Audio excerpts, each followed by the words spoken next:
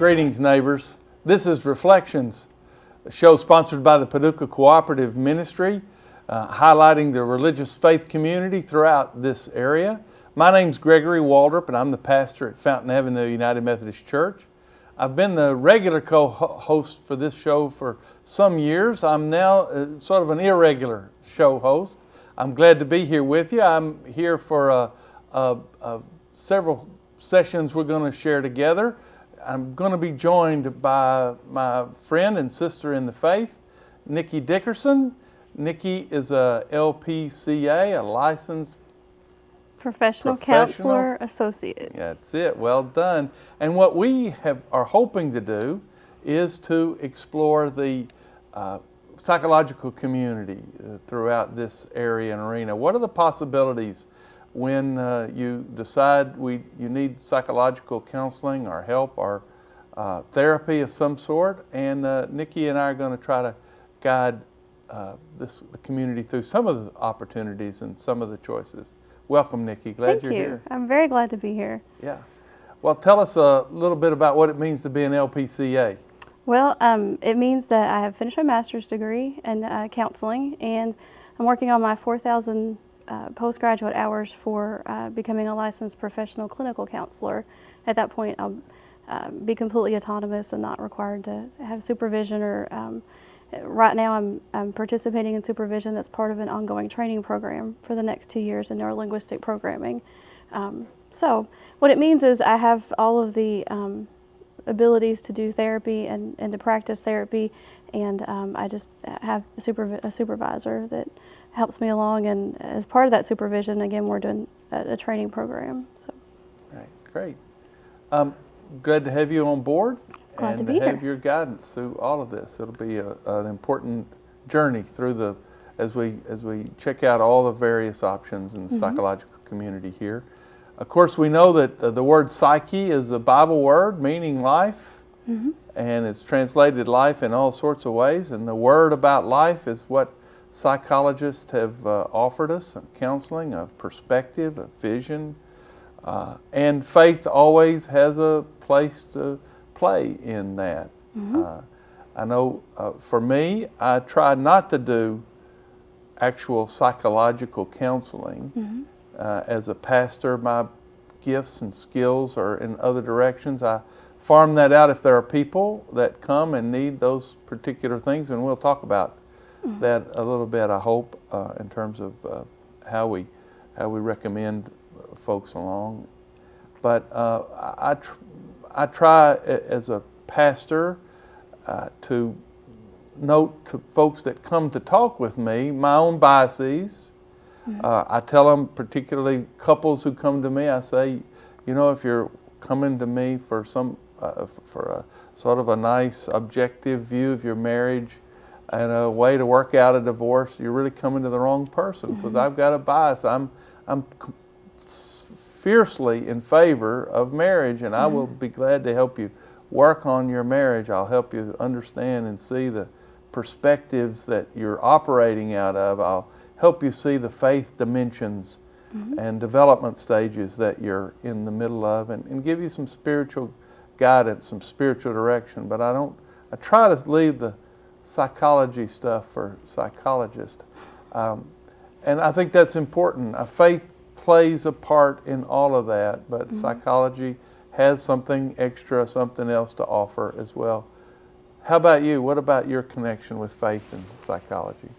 Well, my faith is very important to me personally, but as far as a professional, I think it shapes how I view people when they come and talk with me. I believe wholeheartedly that people are not here by accident, that they're here, they have a purpose and a plan, and so whatever those presenting problems are, I view it in light of the fact that they have potential and purpose, and that's kind of how my faith, I feel like the way that I view people is how my faith impacts my practice. I don't advertise as a Christian counselor. I feel like that may be a little bit too narrowing. I feel like that some people may be intimidated by coming to a Christian counselor, feeling like they may be imposing their views on them or already have judgments, and so I like to hear what people's faith means to them, and in light of how their faith impacts their life, work with it with respect to what they're bringing. Those are really important resources to me. But my personal faith impacts the way that I view people in general. Great. I know a lot of pastors did their first degree in psychology. I was one of those, at least who started that way. Religion intrigued me and stimulated me and really pushed me on more, so I ended up majoring in religion instead of psychology. But are there any current faith-based kind of therapies, anything that you think are particularly related? I'm not sure that there's specific faith-based theories. I'm interested to learn about that myself. I actually have gone to, my bachelor's degree was from a Christian college, my master's degree was from a Christian college, and there was always faith undertones as theory was taught, but the theories themselves that I had were pretty much standard and didn't reflect faith one way or the other. Have you worked with particular illnesses that you think come from bad faith or unhealthy faith? I've kind of thought about this question, and I think the role that I see is sometimes people come in with the idea that God couldn't love them because of what they've done, that God can't forgive them, that God's too big to even care about their issues. I've also seen people come in with a very solid faith, and they don't understand because they have faith why they're still experiencing certain issues. And so I think I've seen some extremes, and one extreme is thinking God's completely disconnected, and the other extreme is I believe so much, I still must not believe enough though. And that definitely impacts the psychological issues that are presenting to, for counseling. Yeah. I know my own deep sense of the things I encounter is most of the things I am confronted by have a foot in the category of grief, loss that's unresolved. And it doesn't have to be just a death; it can be all sorts of losses that just pile up and build up. And we, as a culture, don't understand the power of lament and grief and weeping and wailing, and whether it's literally or whether it's deeply. And I am confronted over and over and over by the unresolved grief that connects with people, and I think the religious community has something to say about that. And again, if it's unresolved and accumulates in all sorts of ways, it has all sorts of psychological impacts as well. Well, I think grief is a really big part of just about, it's a big part of most of what I work with. When something traumatic happens or a death occurs, it will trigger all of the things that have created grief in the past that weren't able to be addressed or resolved. And that can come out presenting as depression, it can come out as just not having any energy, sadness. And so I think resolving grief is a huge component of finding wholeness and health and finding meaning, but it might take some time to connect with the things that really are unresolved and be able to feel like it's okay to address those. Yeah. The other thing that I do think, in some ways it's related, but it's distinct, and that is the whole notion of forgiveness. I really do think forgiveness is a powerful, has a powerful impact in human life. I know, somebody said that if it's not careful, sometimes the psychological couch, the psychiatrist's couch, is like a confession without forgiveness, where you speak of your failures and faults, your limitations, without a word of forgiveness, without this sort of writing it by a power outside yourself. I think that's why it's important for me to get a good picture of where a person's faith, what role that plays in their life. If you do not have a concept of God or a God that's big enough to forgive you or loving enough to forgive you, forgiveness is going to be viewed in a particular way. I think if someone comes in and they do have a pretty strong grasp of who God is and that He can forgive, but they're just not able to completely accept that yet. It's a different type of approach, I think. And I think the idea that we can be forgiven for things that we've done in the past is a phenomenal occurrence that needs to take place in therapy. And my goal as a therapist is to kind of find ways to interweave that word of forgiveness that you were talking about with the confessing and acknowledging these are the things I've done wrong. I think that's very significant. Mm-hmm. Well, I think all of us understand as well the sort of epidemic of depression and or bipolar, which is both the depressive side and the manic side sort of tied together. And I'm wondering your sort of ideas and notions about depression and or bipolar. I think that the symptoms are very real that people are experiencing and talking about. I'm not sure that it's always treated in the way that is the best way, or that it's diagnosed in the most accurate way. I do believe bipolar is very real. It's a very real disorder. Depression as well. But again, it kind of come back to some of the unresolved issues, some of the things that people may be experiencing that they're just not ready to look at. I think that medication and treatment of true chemical imbalances are important. But I'm also very curious and interested in finding ways to treat unresolved issues, to treat the things that are going on inside of that person and understand what's behind those symptoms. If you can understand what's behind the symptoms, I think a lot of those symptoms can be decreased or eliminated. Yeah. I always, though, encourage that there's a holistic approach, that there's a doctor on board, that there's a counselor on board. Never minimize the symptoms, but as a counselor, I'm very interested in getting behind those symptoms and figuring out if we can resolve them completely. Mm-hmm. Well, again, my own sense is that there is an epidemic, and a lot of people present themselves to me as, and it's sometimes not formally or not even, they don't even have a grasp of what's going on, but they're lifeless and are super animated, one or the other. But some of the things religiously that I have some confidence about countering, I always ask them what their routine is, what their schedule is. And more times than not, the more depressed a person is, the more random routine is, Right. And part of what, and it's really a part of the Christian life for a long time is this set kind of schedule, the same time to get up, same time to go to bed, almost the routine of the monastery. I've almost imagined that as sort of this healing process.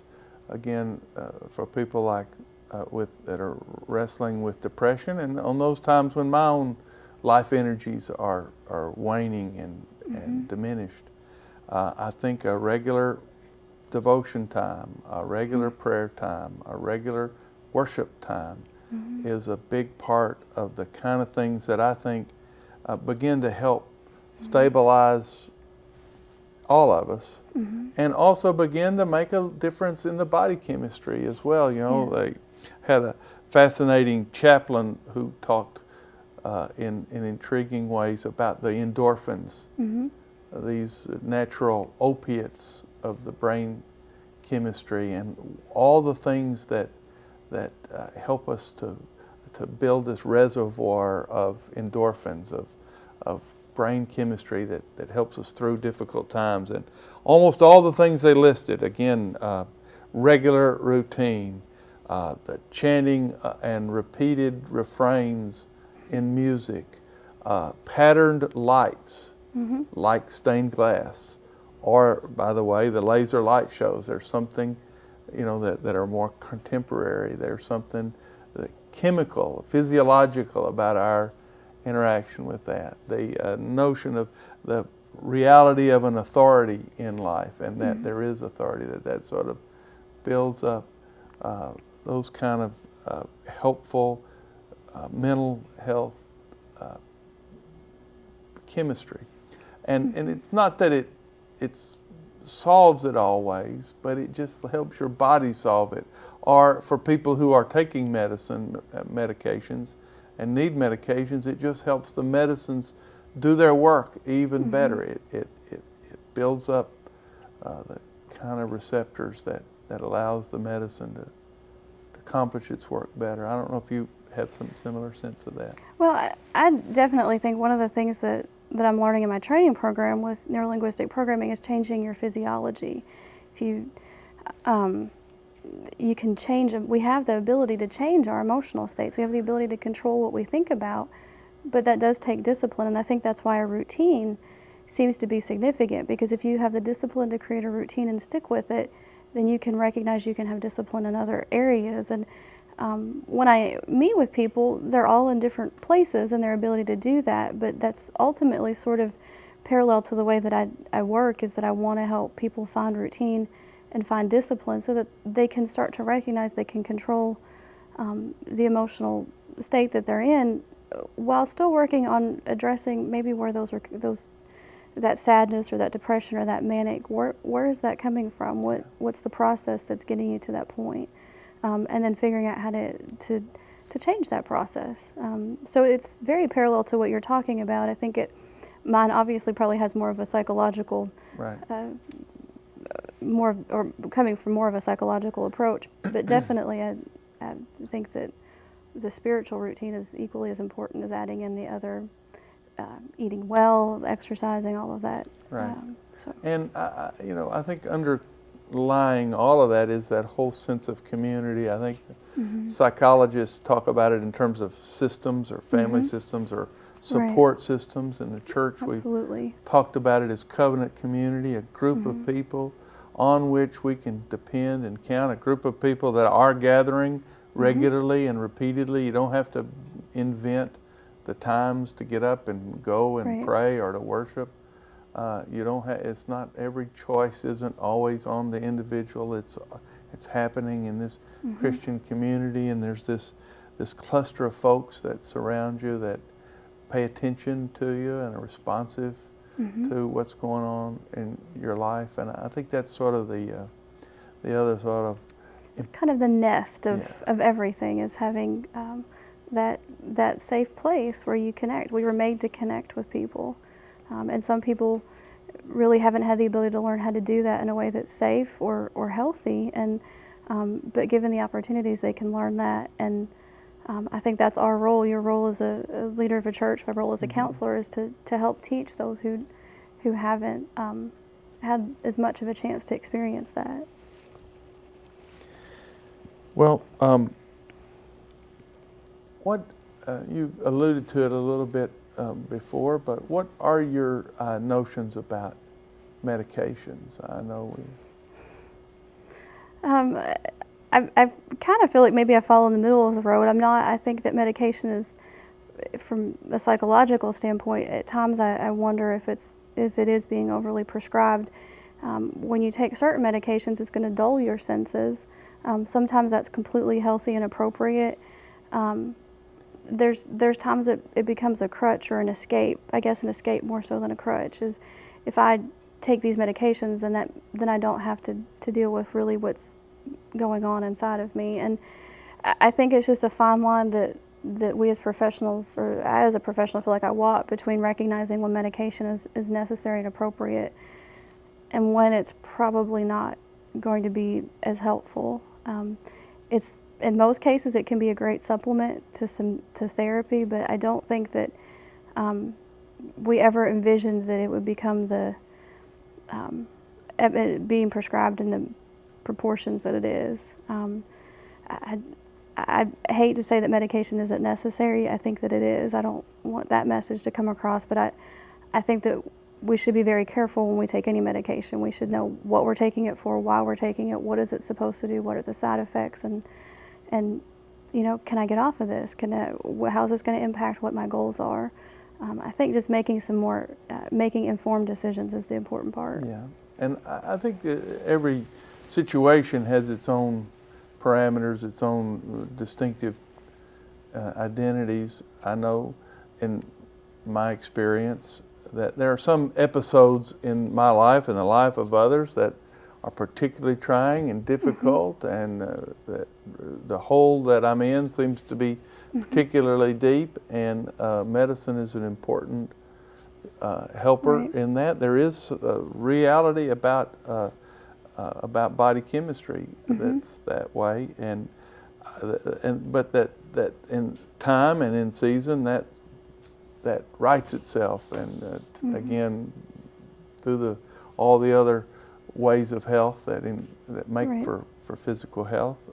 But there are other times when our body just doesn't do the right chemical, it doesn't produce the right chemical compounds. Right. Absolutely. And I know of plenty of situations where medication is required lifelong, and it's just it was a very amazing kind of a moment when I realized that mental health and mental chemistry is no different than heart chemistry or kidney chemistry or anything else, or hormonal difficulties.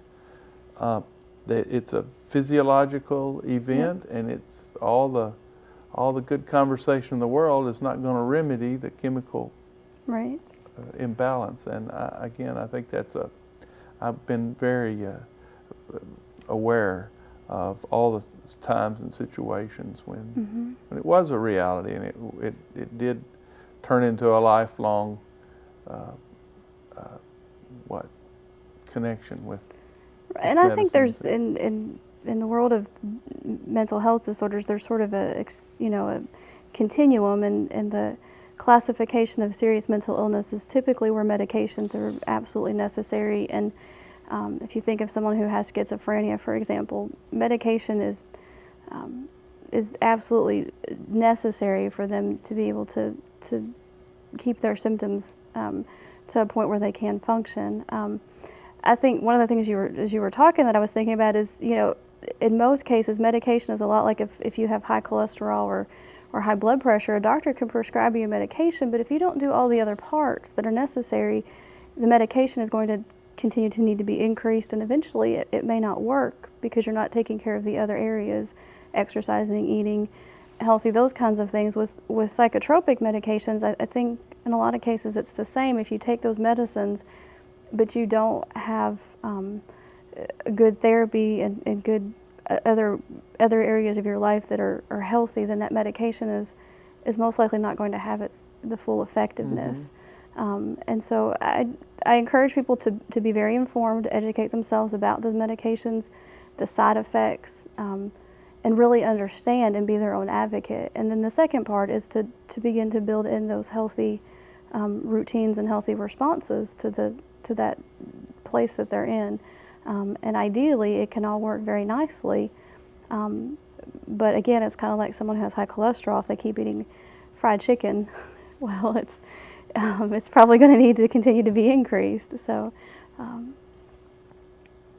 great.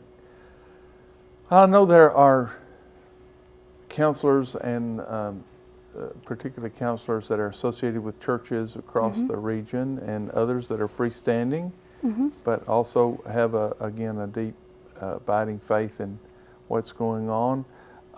Almost all of them are that I know of have fees. What are the sort of fee possibilities, and maybe even more specifically, somebody came to you, what would your fees be? I've talked to several people. I've heard the average fee is somewhere around $90, $95. I think a lot of it depends on whether that counselor uses sliding fee scales, whether they bill insurances. For me, I picked the middle of the road and picked $60. There are some things I can do to discount fees, and so it's not just $60, that's it. It's not a sliding fee scale, but there are some discount possibilities.